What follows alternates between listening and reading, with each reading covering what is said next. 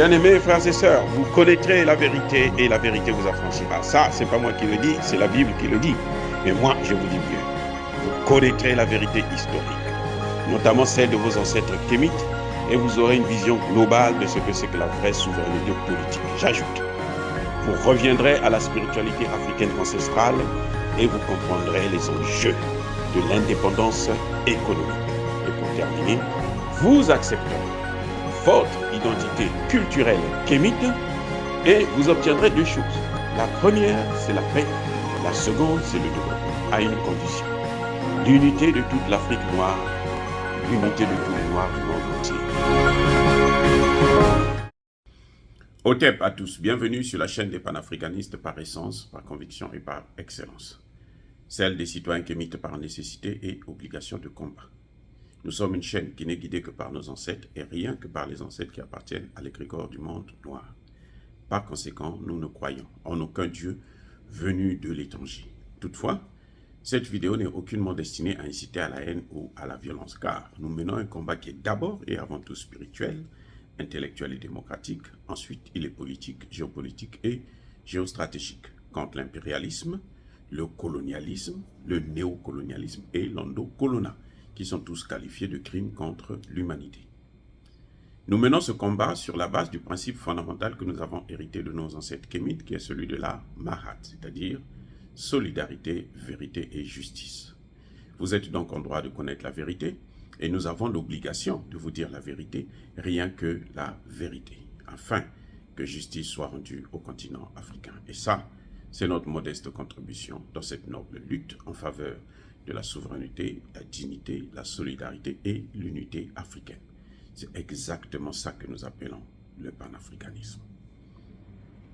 Bien-aimés frères et sœurs, nous assistons en ce net moment à un déplacement de la guerre en Ukraine vers la guerre de récupération de l'épave d'un drone. De quoi s'agit-il exactement?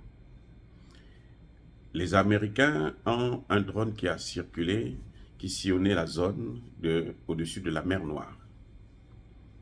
Et ils étaient proches de la Crimée, sinon à l'intérieur même du ciel de la Crimée. Et cet avion serait abattu par les Russes. Les Américains affirment que ce sont les Russes qui ont abattu cet avion. Les Russes disent que nous ne l'avons pas abattu, mais nous avons détecté le vol. C'est un drone seulement. Maintenant, il y a la guerre actuellement pour récupérer l'épave. Les Américains ne veulent pas que les Russes puissent récupérer cette épave. Les Russes veulent récupérer cette épave.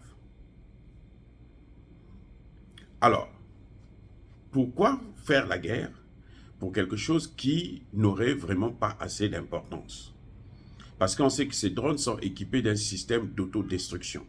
C'est-à-dire que toutes les données que le drone a s'autodétruisent dans des circonstances pareilles. Donc, il n'y a plus ces données-là. Mais pourquoi les Américains tiennent quand même à avoir cette épave?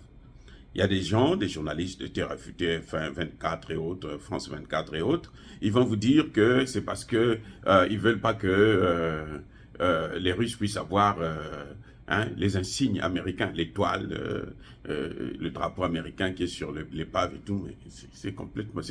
Ils se moquent des gens. Ils se moquent des gens. Ils se moquent des gens. Mais en fait, en réalité, s'il y a cette guerre, c'est parce que je pense, je ne suis pas expert, mais je pense que si les Russes ont cette épave, les Russes pourront déterminer exactement si le drone montrait au monde entier que le drone là n'était pas dans un espace international, mais ce drone était dans l'espace de la Crimée. Ça veut dire que c'est la provocation de la part des États-Unis. Voilà le vrai problème.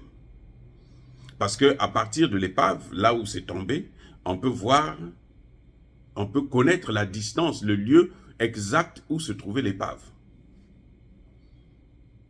Puisque les Américains n'ont rien à perdre. Les informations qu'ils cherchaient, ils devraient les avoir eues déjà. Et les Russes ne peuvent pas avoir ces informations puisque le drone a été détruit. Donc la seule chose qui reste, c'est la précision exacte de savoir qu'est-ce qui se passe, qui est en train de provoquer l'autre, qui veut aller vers l'escalade. De montrer au monde entier que les Américains ont toujours menti. Ils ont menti sur la destruction de l'Irak, ils ont menti sur la destruction de la Libye. Aujourd'hui, les Américains ne reconnaissent même pas que ce sont eux qui ont amené le terrorisme en Afrique, dans le Sahel et dans le Golfe de Guinée. Non, pour eux, c'est non. C'est Assimi Goïta, c'est Ibrahim Traoré, c'est tous les présidents indésirables de l'Afrique. Enfin, indésirables par eux, bien entendu. Donc, ils ne veulent pas reconnaître la vérité. Et c'est ça que la Russie veut démontrer pour faire un parallèle avec le sabotage de Nord Stream 1 et Nord Stream 2. Vous savez que les Américains nient toujours que ce n'est pas eux qui ont saboté Nord Stream 1 et Nord Stream 2. C'est normal qu'ils puissent nier puisque c'est un acte terroriste.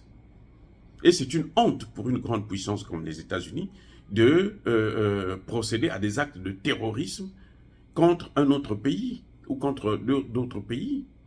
C'est vraiment très minable. Et c'est pour ça qu'ils ne veulent pas accepter la réalité. Ils ont repoussé, ils accusent maintenant les pêcheurs ukrainiens. Poutine a précisé, a démontré que celui qui a posé cet acte-là, ce n'est pas un individu. Ça ne peut être que l'acte d'un État. Vu la distance, c'était quand même à 60 mètres sous l'eau.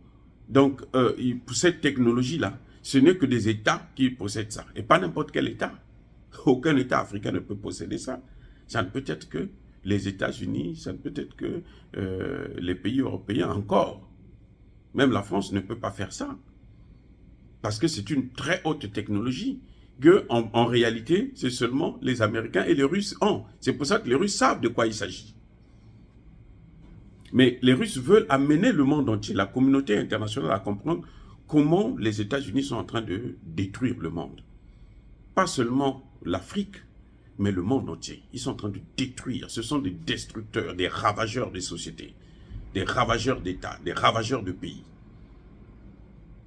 Parce que la Russie, en Crimée, a une des plus grandes bases navales. Eh oui, elle possède l'une de ses plus grandes bases navales en Crimée. Et les Américains ont besoin de détruire ça pour affaiblir la Russie. Ils ont besoin de détruire ça.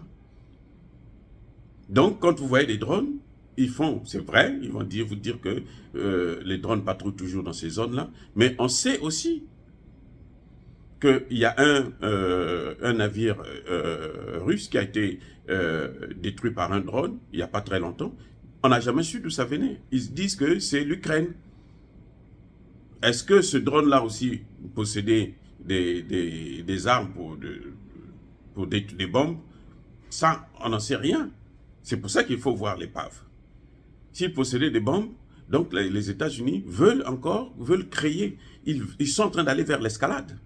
Mais ce que les Américains oublient, c'est que les Russes aussi veulent cet affrontement maintenant. Les Russes veulent cet affrontement.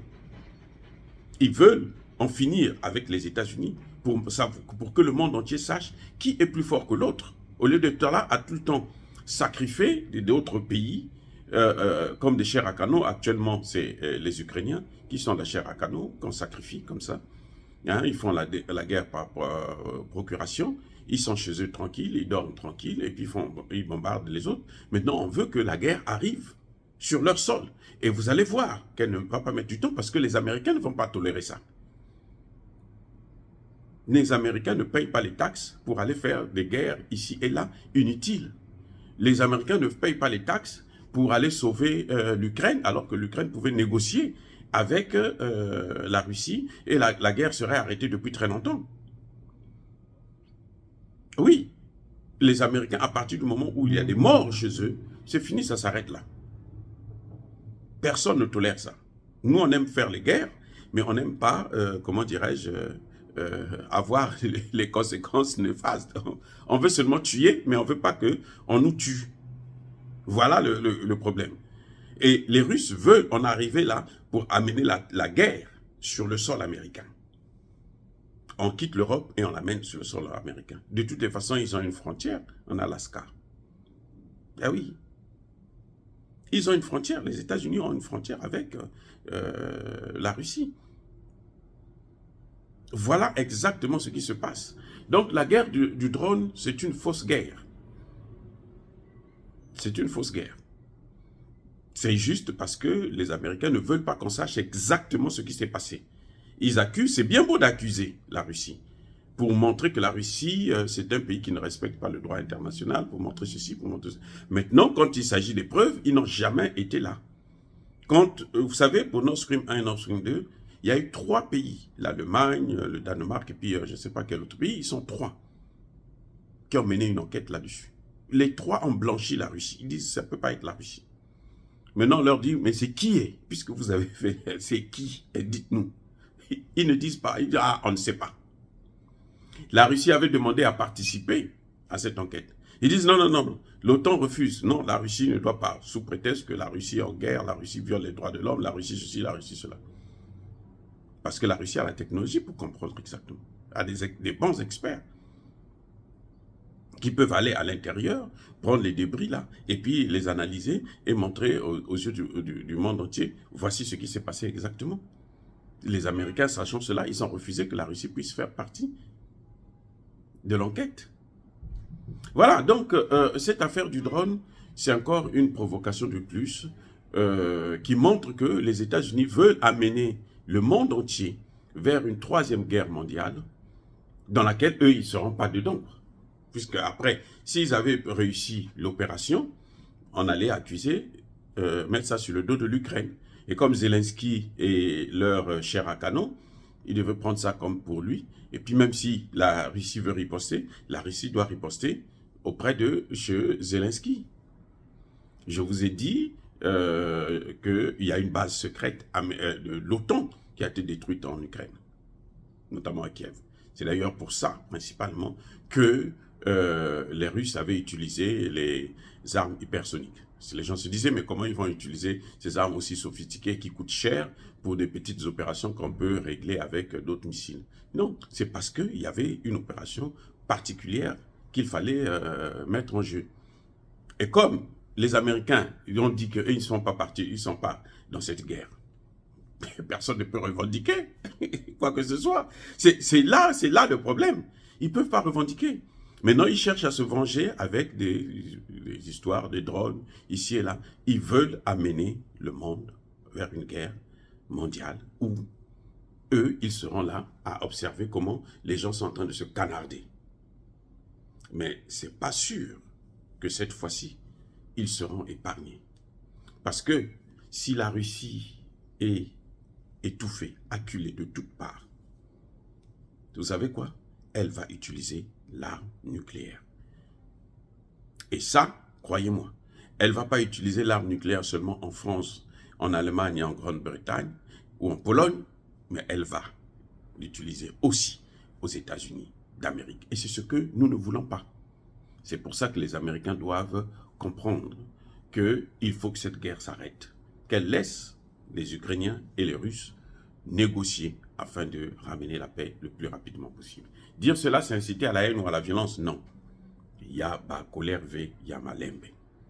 Encore une fois, le voleur a 79 jours. Plutôt à 99 jours, le 100e jour, c'est pour le propriétaire. Les Américains peuvent mentir, détruire d'autres pays, mentir tout le temps qu'eux, ils sont pour rien. Eux, ils sont là pour les droits de l'homme. Un jour, la vérité se saura. Un jour, ça va se retourner comme un effet boomerang. Qui savait que l'Europe devait être aujourd'hui l'esclave des Américains? L'Europe aujourd'hui est clouée là. Toute l'industrie européenne et notamment allemande est partie en fumée en quelques mois seulement. C'est fini, on n'en parle plus. Ah oui, bien-aimés frères et sœurs, je persiste et je signe. Soyez bénis, abondamment bénis par le Dieu des Kémites et par nos ancêtres angélisés. Mais que tous ceux qui persécutent le continent africain, tous ceux qui le pillent, le déstabilisent, qu'ils soient noirs, qu'ils soient blancs, qu'ils soient chinois, qu'ils soient arabes, qu'ils soient maudits, punis, foudroyés, neutralisés par ce Dieu des Kémites et par nos ancêtres angélisés. Vive l'Afrique éternelle, j'ai dit et j'assume.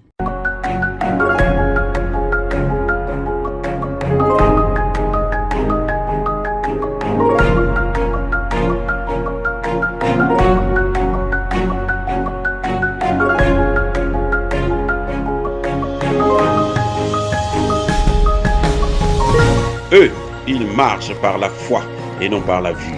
Mais moi, je vous conseille vivement de marcher par la connaissance scientifique et historique, notamment celle de nos ancêtres kémites, par les 5 sens et par l'intelligence. Abou Abia.